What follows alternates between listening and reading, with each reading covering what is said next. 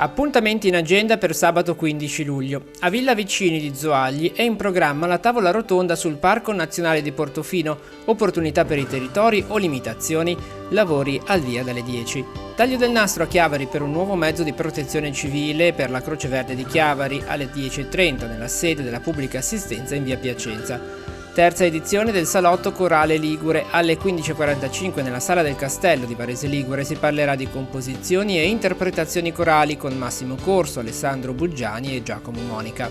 A Santo Stefano d'Aveto va in scena Degusta in Music dalle 18, aperitivo con degustazioni per tutti i gusti in tutte le aree del borgo e tantissima musica live. Una notte per l'Emilia 2023, triangolare di calcio a 11 di beneficenza per aiutare la popolazione dell'Emilia-Romagna. A Rapallo, al campo sportivo Umberto Macera a partire dalle 19, stand gastronomici a cura dei volontari del Soccorso di Sant'Anna.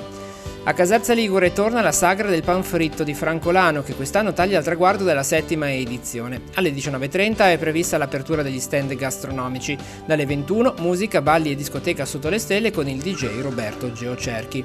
A Borzenasca è in programma la sagra di Brizzolara con stand gastronomici a partire dalle 20 e serata discoteca con DJ Kelly e Jesse Diamond.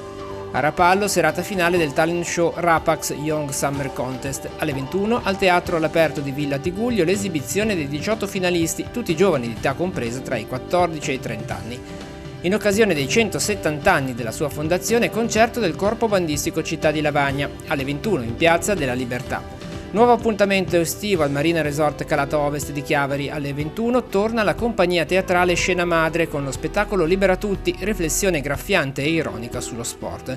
Sarà Sergei Krylov, accompagnato dal pianoforte da Lucas De Barg, ad aprire la 22ª edizione del Festival Paganiniano di Carro. Nella piazza della chiesa di Carro alle 21 il duo violino e pianoforte si esibirà in un programma di musiche di Faur, Sansan e Ravel. Alle 21 a Cogorno, inaugurazione dell'area restaurata del chiosco del Monte San Giacomo. Seguirà il concerto del maestro Gianluca Campi, vero virtuoso della fisarmonica. Alle 21:15, sul sagrato della chiesa di Magena a Chiavari, concerto Estate con Bach 1. Il violoncellista Luca Franzetti condurrà gli spettatori in un viaggio attraverso la vita del grande Johann Sebastian Bach. Il rifugio di Malgazzanoni a Borzenasca organizza una sessione di osservazione degli astri con Chiara Righi. Dalle 21:30 ci sarà la possibilità di fare apericena sulla terrazza panoramica. A Chiavari alle 21:30 salirà sul palco di Piazza Nostra Signora dell'Orto Ugo Di Ghero con Mistero Buffo di Dario Fo. L'attore rivisiterà due dei più famosi monologhi del repertorio del premio Nobel.